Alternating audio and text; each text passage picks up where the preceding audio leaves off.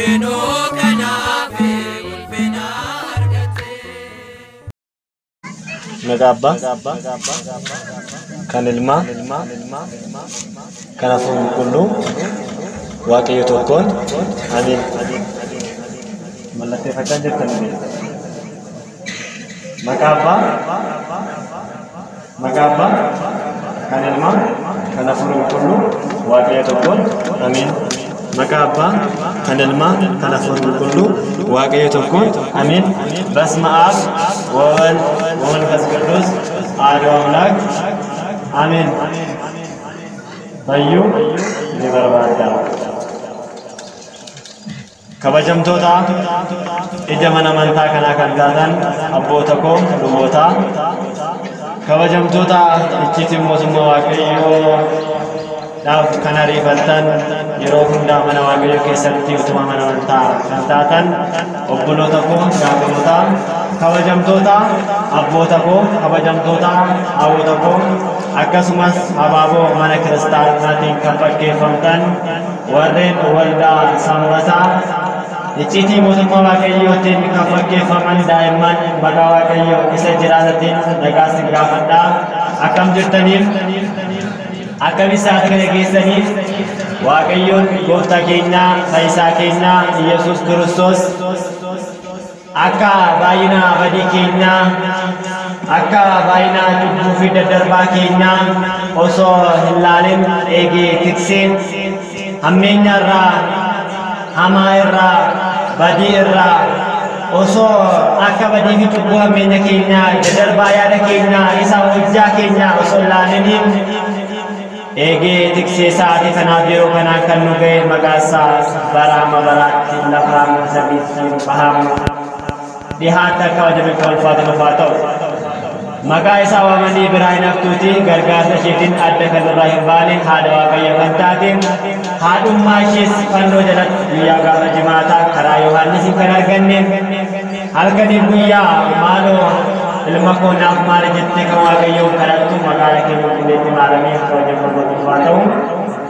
Ergamoonni akka Waaqayyo isaan kabajetti kadhannaa isaaniitiin eegumsa isaaniitiin kan irraa hin baane qulqulloonni akka eegumsa isaaniitiin kadhannaa kan irraa hin baane akka Waaqayyo kennaa fi aboo isaaniif kennetti maqaa isaanii akka wadamee fi kan ulfaatee nuuf haa ta'u. Akka fedhaa fayyama Waaqayyootti kan wajjin ilaallu akka duretti fayyuu barbaadda. Littidin falli gaalee fayyuu ni barbaadda. Fayyuu ni barbaadda. Kanni Waaqayyoon fayyisee galanii uffanni Waaqayyoof haa ta'u. Akka madureetti fudhannee kan wajjin ilaallu guyyaa har'aatiin wal qabsiisneen fayyuu barbaaddaa. Isin barbaadu? Jecha kana kan dubbate waan malee miti. Fayyuu barbaaddu jedhee kan dubbate eenyu dubbate maaliif dubbatame hoo? Inni sunuu har'a eenyu nu maddii dhanga'e hoo? Har'a aniif isinoo maalirraa barannaa? Fayyinni hoo eessarraa gara keenyatti dhufee?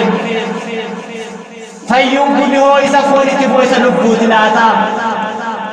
Jennee sa'aatii kan wajjin ilaala Waaqayyoon gabbilee dhaggalee nu agarsiisu. Isa kanas kan argattan Wangeela Yohaannis boqonnaa 5 lakkoofsa 6 irratti dubbisanii argattan. Wangeela Yohaannis boqonnaa 5 lakkoofsa 6 irratti dubbisan bal'inaan argattu. Deebitanii dubbisanis bal'inaan waa'ee isaa ni argattu.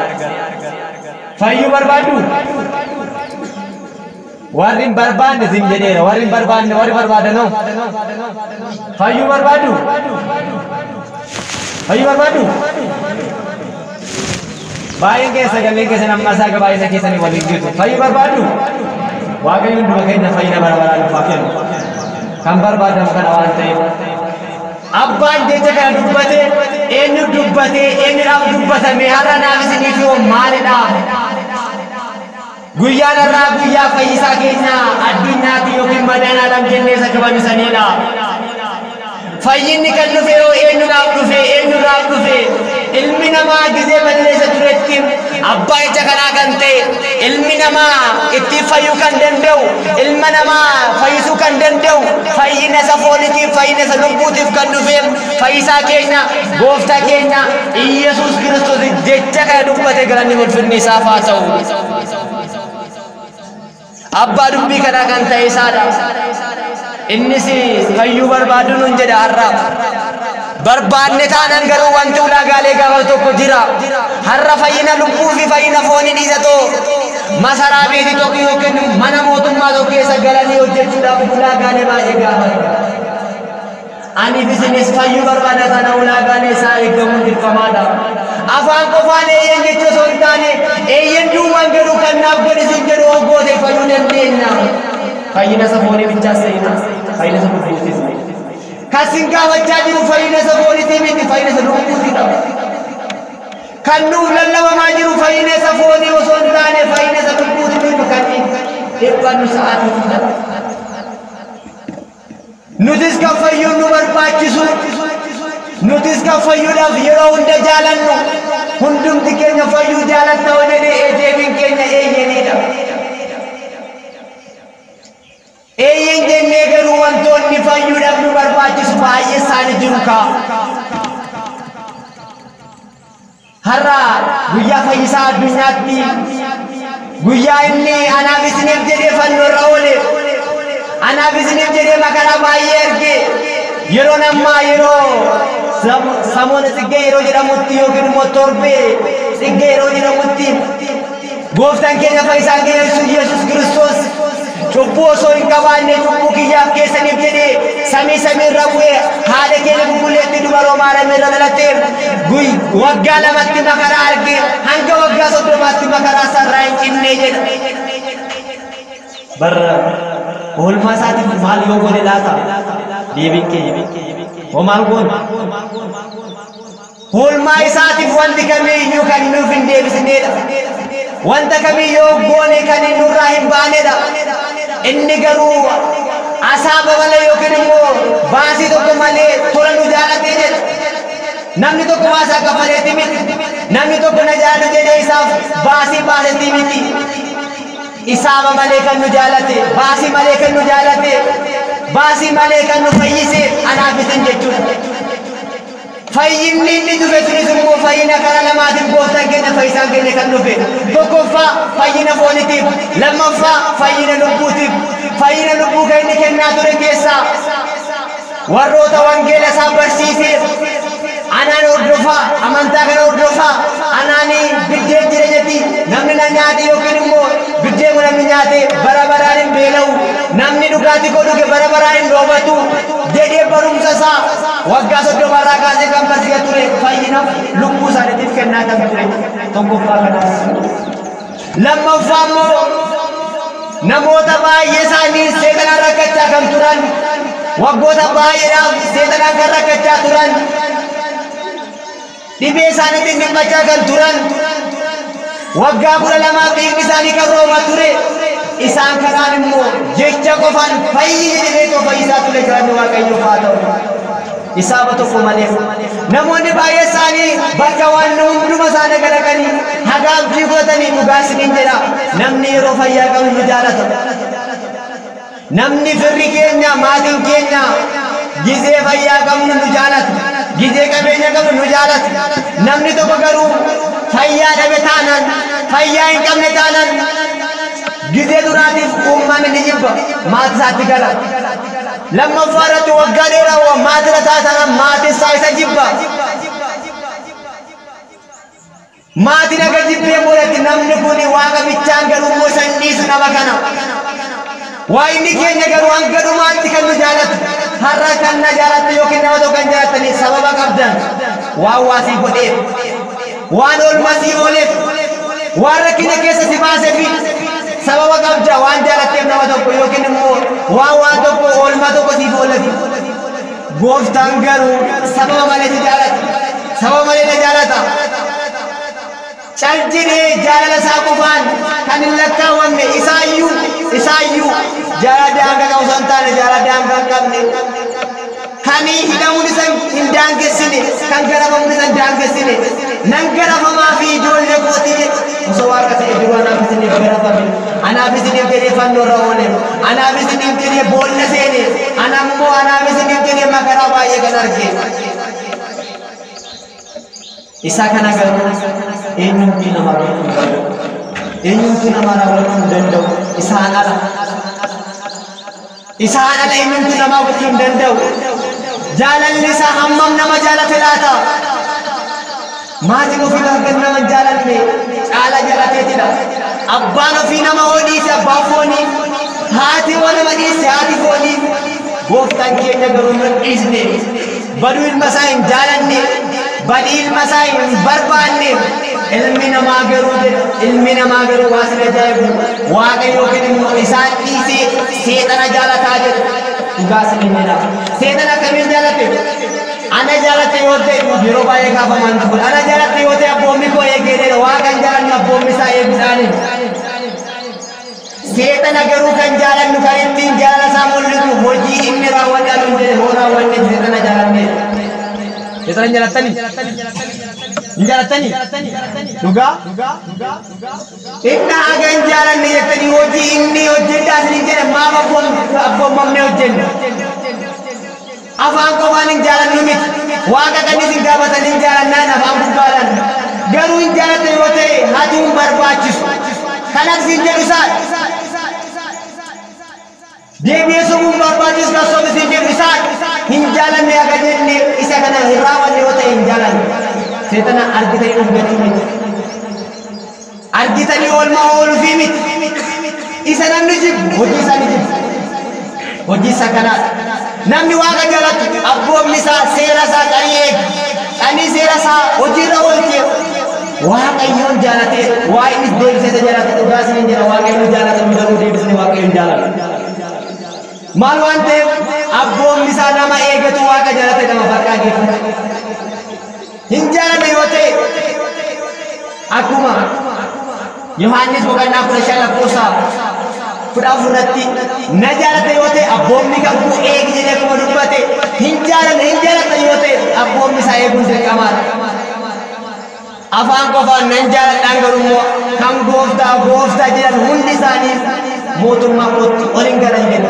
faarfachuu qofaan mootummaa san argan maqaa isaa waamuu qofaan mootummaa san argan kan mootummaa waaqayyoo nu kennu kan fayyina nuuf kennu fayyina barbaanne yoo ta'e wanta nuuf jedhan yoo raawwanne haala baay'ee keenya nageenya barumsi moobaayilii keessatti karaa adda addaatiin nuuf dabarfama inni dhabame maal seetan hojiitti hiikudha hin nageenya manni keenya wangeela laba makiina keessatti eksiin guutameera moobaayilii eksiidhaan guutameera eenyutu hojiitti hiikee dhaga'uu hin dadhabne gurri kun inni dhagaa garuu immoo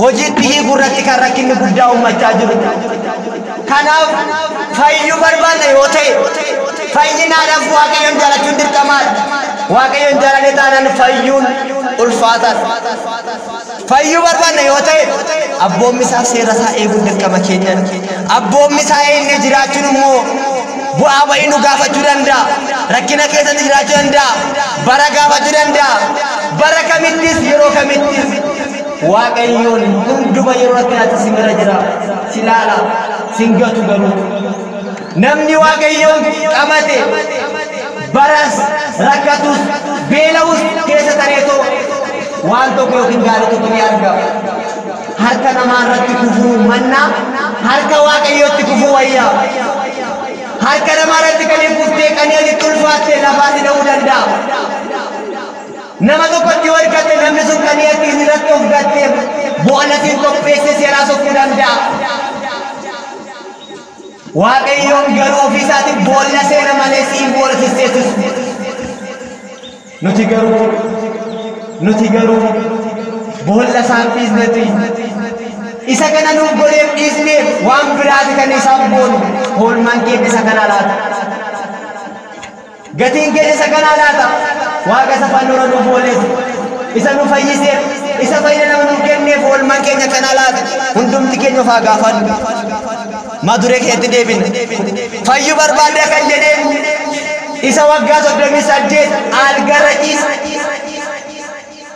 matsaabuudhaan jecha kana dubbate fayyuu barbaaddaa fayyuu jaalattaa eeyyanii jedhannis ol deebisanii boqonnaa 5 guutuusaa lakkoo tokkorraa kaasanii dubbisan waa'ee kana bal'inaan argatu beeta Sayidaa isa jedhamu bakka Tsabalaa kan jedhamu turee jedhu barri kun gooftaan keenya fayyisaan keenya Yesuus Kiristoos lafa irra dhufe yeroo bartee turetti isheenis Yerusaalem irraa fagaattee kan turte balbaloota 5 qabduu jedhe balbala 5 kan jedhame immoo akka hiikama amantaa keenyatti hicciitii waa'ee shaanaan hicciitii Sillaasee hicciitii namummaa jedhee kan lakkaa'aman shaanaan sanii balbala 5 qabdi jedha addunyaarratti yoo hiikamu jechuudha. balballi shanan sun isa kanaadha isa kana ibsa saniin booda balbala gara Beetsayidaatti gisee seenu nama waggaa baay'eedhaaf siree isaa irratti dhibamee rakkatee ture tokko ture jedha.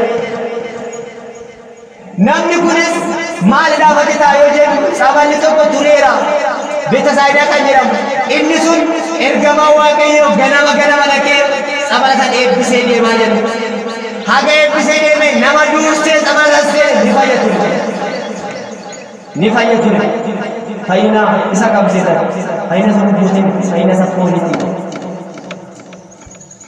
har'as kan nuti hakiimii dhaqnee bakka baay'ee kan nuti ittiin dhiphannu kan nuti ittiin rakkannu fayyina qabsiisan fayyina kan barbaaduftanii fayyina nuyi barbaannu bakka baay'ee deemnee fayyina isa foon keenyatiin kan nu rakkisu kan inni hirriba nu dhoobu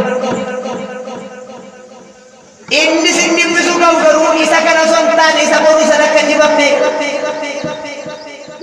asirratti rakkannus jiraannus akka barbaadetu ni jiraanna garuu isa boru sana kan dhabneefidha dhibeen arrasiis qabe rakkinni arrasii qabe inni irratti cubbuu raawwachaa jirtu boru dhibee ta'eetu maatuu kenna mootummaa Waaqayyo keessa nu baase gaanna midhaansi yookiin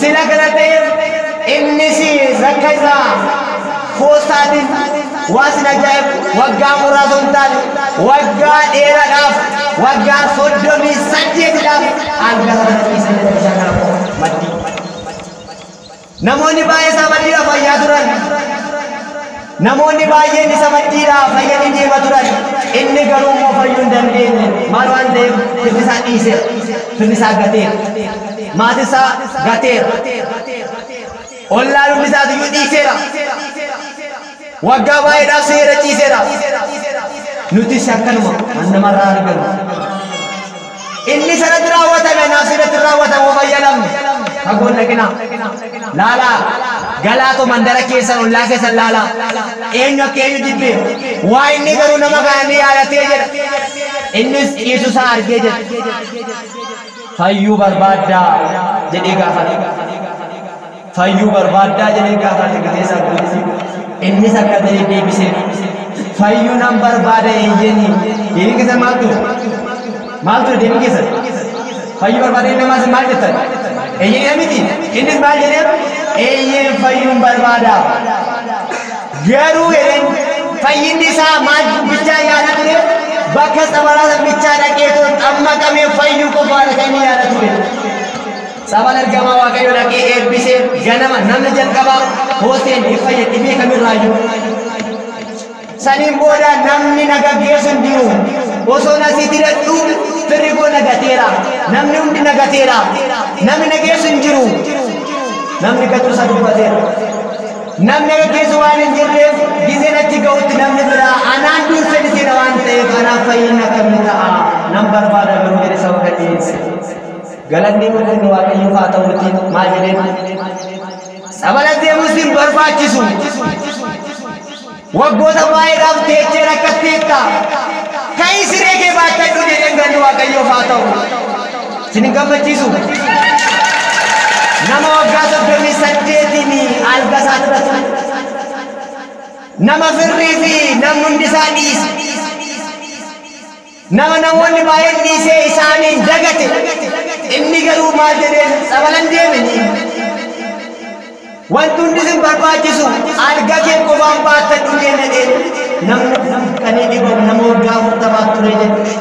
Waggaa 40 dhibame waggaa 38 dha. Waggaa 78 dha.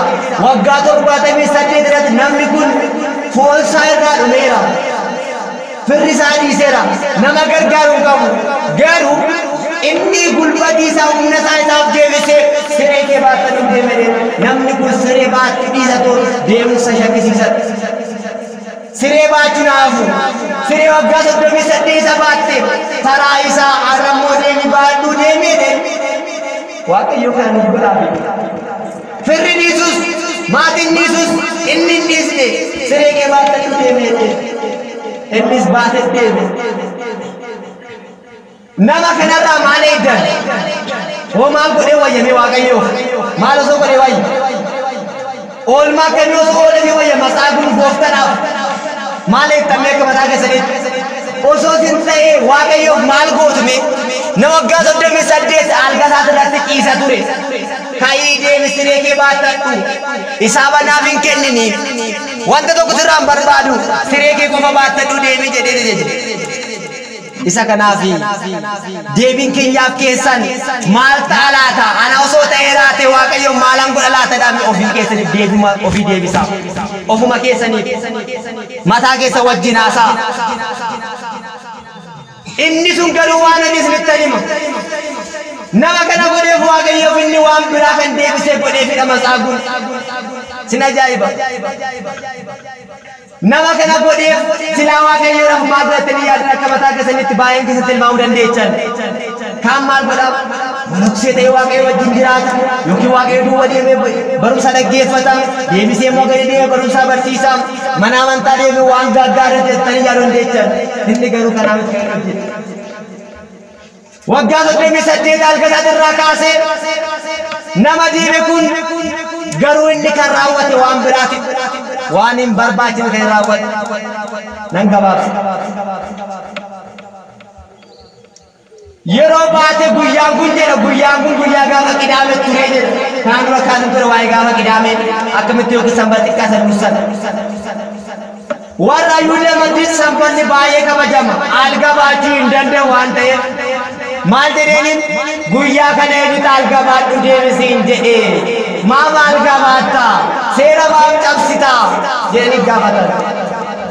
Ani hin beeku alga baadhu qofa naan jennaan alga baadhee deeme. Alga waan baadhee baadhee malee hin beeku. Namni kun silaa Waaqayyo galata dhiyeessuu qaba ture. Oolmaa isaatiif faarfachuu qaba ture. Inni garuu isa hin beekne waan sin ajaa'ibu akka gooftaan isa fayyise akka Yesuus Kiristoos isa fayyise hin beeku ture. Innis baadhu deeminaan jennaan na fayyinaan baadhee deeme jedhee. Isa kana argee gooftaan akka inni mamaatiin argee guyyaa gaafa biraatti beeka sayyaa keessatti yookiin mukuraaf keessatti isa argee jedhu. Maal jedhee seetan? Akka gumbiraa sitti hin dabalamneef. Akka kanaa ol hin adabamneef. Ilaala gaafa kanaas. Akka kanaa ol hin adabamneef. Akka kanaa ol hin dhibamneef. Deebitee cubbuu biraa hin hojjetinii jedhee. Eeyyuu jedhaan gooftaan keenya jechuudha. Fayyisee deemeera. Amma maal jedhaan akka kanaa ol cubbuu biraa yookiin immoo adabbiin biraa sitti hin dhumne cubbuu biraa deebitee hojjetineedha. Maal jedhannes kan na fayyise Yesuus Kiristoos na fayyise jedhee Yihudaatti warra Yihudotaatti himuudhaaf ka'ee jedhe. Namni gaafa siree yookiin immoo sanbata na dhiisbite jedheen Yesuus Kiristoos jedhee himannaa nama jalqabe. Inni kun jechuudha himannaa nama jalqabe. Himannaa akkamiin sanbata siree na baachise. Isa waggaa 38 algara cimsee yookiin immoo waggaa kana hundi rakkachaa ture. Isaarra fayyise kana immoo isa dhaqaa godhee jedhee isaanitti dubbii geessu dhaqa himannaatti baluu dhaqa ilaala. Namni keenyas kana isa nama aannan yookiin immoo dhagaa afaan nama kaa'ee deebisee namni amma dhagaa afaan nama kaa'a ilma namaatiifis Waaqayyoon garuu akkas jedhe. Ani abbaan keessan yoo daabboo nagarattan daabboo siniif kenna malee yoo ana daabboo nagarattan akkamittan abbaan keessan dhagaa sinii kennaa. yoo dhagaana kanatti na daabboon deemesini kana faayida sawaasini fayyadneeti saniin boodat inni akkanatti dubbate kun inni akkana jedhe kun himannaa isaa maddiitti dubbii kana fuudhee gara Yihuudootaatti deeme jedhe Yihuudoota maddii dhaqee isa na fayyise isa dubbii kana godhe isa guyyaa sanbata baalan jedhe sanbata shaare jedhanii kissirratti jammaran eenyurratti gooftarratti saniin booda nan gabaabse na sadira nan gabaabse gaafa jimaata fannoo irratti namni kun namni maqaan eebee fayyina keessa waggaa 28 fayye kun nama gooftaa keenya fayyisaa keenya Yesuus Kiristoos kabalee namni kun maal godhe deebisee nama isa fayyise fannoo irratti laayee nama kabalee akka dureen gooftaanis namoonni baay'ee isaanii alangeedhaan dabadabaniiru namoonni baay'ee isaanii uleen dhaaniira namoonni baay'ee isaanii lafa rafutanii fannisaniis mismaar irratti dhaaniira hin dubbanne dubbii qareenya isa qabalu garuu matsaabuuf maaliif na qoofta ilaala harki nama fayyise ni beeka waan ta'eef deebiseetti dubbateera waan ta'eef matsaabuu anaan maalan ooftaa jedheen dubbiitti dubbatee jedha dubbii isaa isa dhukkubseeti miti eeyti isaa isa dhukkubseeti miti gooftaa kan jecha kana gaafatee isin gala jira isa dhukkubseeti miti dura itti meel fayyisee oolmaa guddaa oolefiira eeyti isaa yeroo kaballaan oolmaa inni isaaf deemse kaballaa ture kaballaa san garuu dhukkubsee yoo taane wanta baay'eetu dubbateera waan ta'eef matsaabuu maalan ooftaa jedha mismaar rukutaan osoo isa rukutaa duranii isaan maal hin jedhu maalan ooftaa hin jedhu namoota baay'inaan maal ooftan jenne maal afaan harkistaan jenne inni kun garuu adda ta'e maal gaafate fayyiseera deebisee maal jedheera cubbuun biraa duuni biraa dhibeen biraa akkasitti dhumne deebitee cubbuun jedhe namni kun deebisee deebee hin deebine inni sunis harkisaa goggogee hafee jedhe harki matsaabochitti goggogee hafee namoonni baay'een garuu dhahanii maal hin taane harki isaanii hin goggoyne maal waan ta'eef nama kana bakka isa waamee beeka waan ta'eef nama kana bakka isa fidee beeka waan ta'eef isa kana hunduma isaa godhee fi yaada isaa garuu adabbii turee jedhama fayyina kan inni yookiin murtee inni murteeffames immoo murtee gaariin turee jedhama kanaafidha kan inni harki isaa kabalee achitti goggogee hafee isa bichaa miti guyyaa gaafa qabamu waasina jedhama guyyaa gaafa qabamu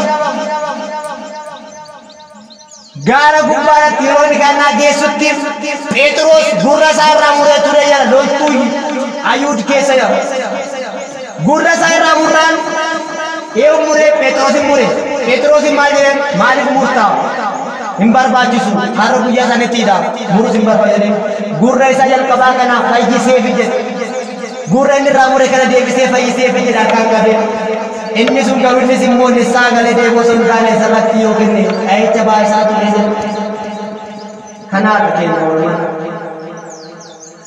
gara keenyatti finnee gabaabsinu gara keenyatti finnee nutis gooftaa waan baay'eetu dubbatee barsiisee fayyisee akka immoo dhibeen biraatti hin dhumneef kanaa ol deemtee hin balleessu fayyadatti himameera har'as anaafis hunduma keetti himamaa jira dubbatamaa jira kanaa ol akka hin balleessine kanaa ol akka dabbisne hin eegganne hundumti keenya qophoofnee gara waaqayyootti deebinee jiraachuun dirqama keenyatti maal waan ta'eef har'a baay'een keenya dhibama foonii dhibamuu dandeenya dhibama foonii wajjin rakkachuu dandeenya dhibee caalu dhibee qoricha hin qabne mootummaa waaqayyoo dhabuu natti himnee miti matsaabutti waan himeef maal godhe matsaabutti waan himeef dubbii san hunduma isaa waan itti himee barsiiseef maal godhe adabbii guddaa ture har'a naaf isinitti simaa jira anaaf inni lallabaa jira gara adda addaatiin waaqayyo irra buleef isa kana dhaga'uun garuu kan abbaatitti hunduma keenya fayyuu barbaanna yoo ta'e akka matsaabuu deebinee isarratti meetti yaadu osoo hin taane badii isarratti yaadu osoo hin taane isaaf gaarii yaaduu isaaf gaarii raawwachuun dirqama keenya nama fannora oolee nu fayyise nama fayyina nuuf laate deebisnee waan biraa gochuun waan biraa yaaduufiin oolmaa kamiin nurraa ba'a jennee yaaduu qabnaafi maal nurraa ba'a maal osoo kun nurraa ba'a isa fannoo irra ool isa naasanii jedhee garafame maal jennee osoo maal goonee oolmaa isaa ofirraa baasuu hin dandeenye. Kanaaf adaraa keessan nan tumuu fayyuu barbaade yoo ta'e abboommi isaa eeguun fayyuu barbaade yoo ta'e fayyina kanaa miti anas ni jechaa jiru fayyina kanaa miti isa foon kanaati miti isni foon kanaa rakkoon qabu guyyaa inni addunyaa irraa deemu beeku gaarii dha jedhee yaadanii biyyattitti maal waan ta'eef addunyaa kan nu qopheessu gaarii miti waan ta'eef isheen du'iif waan negatiiv malee waan positiiv waan hin qabne fayyina kana sun taane fayyina ishee bara baraa waaqayyoon cubbuu kam dabalee ture duraan abboonni kee cubbuu raawwachaa jiru daddarbaa ta'e jechaa ture fakkeenyaaf addaan kan hojjete namoonni baay'ee isaanii cubbuu ta'eetu itti tanaa ture isa nurraa hageera kan abbaa keenya ilmaan ga'u kan ilma keenya deebisee hin ga'u inni jiraawwat mataa keenya wanta guddaa dubbadhee geessa dhugaa isiniin jedhaa ani daaboo hojjettan nisaa galtaniyyuu foon keessanirraa godaati yookiin daraan sun ni gaafa kanaafiyyuu hundumti keessan akka maatanii akka gara waaqayyootti dhiyaannee nisaa isaa gaabbii gallee mootummaa waaqayyoodhaaf akka qophoofnu